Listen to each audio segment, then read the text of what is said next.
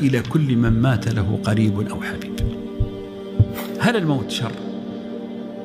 هل الموت كله شر؟ الذي يموت يا إخوة من المؤمنين وين يروح؟ خلاص ينسى أم أنه يذهب إلى الله عز وجل؟ إذا مات أبوك أو ماتت أمك أو مات ابنك أو مات أخوك، ما دام أنه يشهد أن لا إله إلا الله فابشر بالخير يا أخي. النبي صلى الله عليه وسلم يقول: وجبت شفاعتي، أوجب الشفاعة على نفسه لمن مات وهو يشهد أن لا إله إلا الله. فالذي يموت إذن وهو يشهد أن لا إله إلا الله، أنت ستبكي على فراقه نعم، لكن روحه هناك منعمة.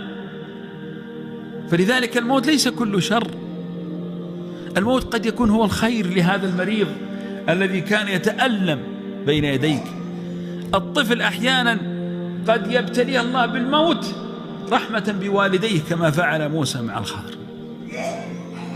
وأحيانا للإنسان يكون في قوة شبابه وعنفوانه ثم يكتب له الله الموت. لماذا؟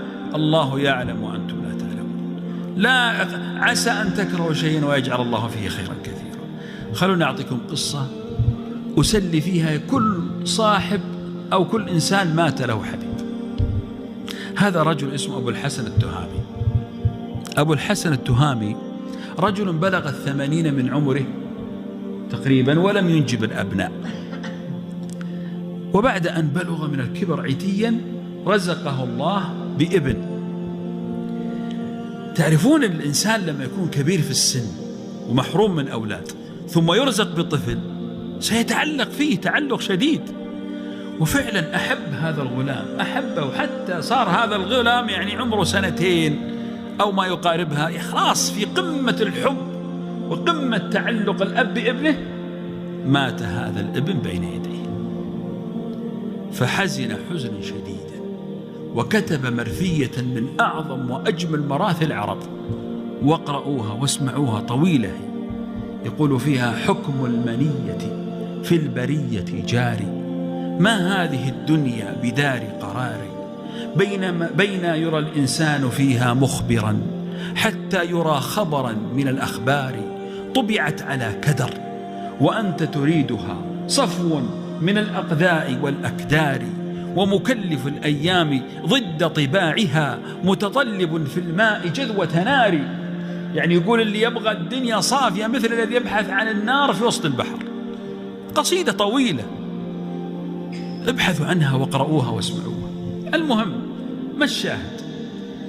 بعد أيام مات هذا الرجل، فرآه أحد الناس في المنام فقال: ما فعل الله بك يا أبا الحسن؟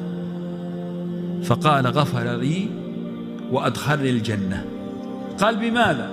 قال: ببيتي شعر قلتهم في تلك القصيدة.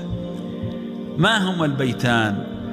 قال يخاطب ابنه، قال: جاورت أعدائي وجاور ربه، شتان بين جواره وجواري. هذا الابن وين راح؟ راح إلى الله، فهو في جوار الله. إذا أبوك الذي مات، أمك، أخوك، أختك، زوجتك الغالي عليك، هو ذهب إلى الله ما دام أنه مات على لا إله إلا الله. فلذلك اصبر، فالله عز وجل لا يضيع أبدا أجر الصابر.